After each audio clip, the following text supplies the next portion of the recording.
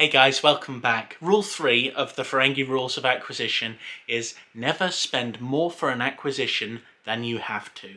Now this is really important in business because if you are providing a product or a service for somebody, or you're receiving products and services that you're going to be selling on, you want to be getting the best prices available. So it's really important as a business owner to go through different suppliers, find out which ones give you the best deals and go with them.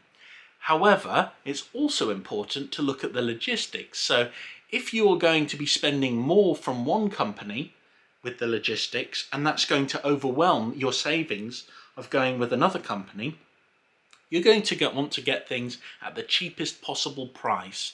So you're going to have that as your focus when it comes to acquiring things. Also, when it comes to like supplies for your water, your gas, your electricity, when people are supplying you with these different things that you need to run your business, you want to acquire them at the best possible prices.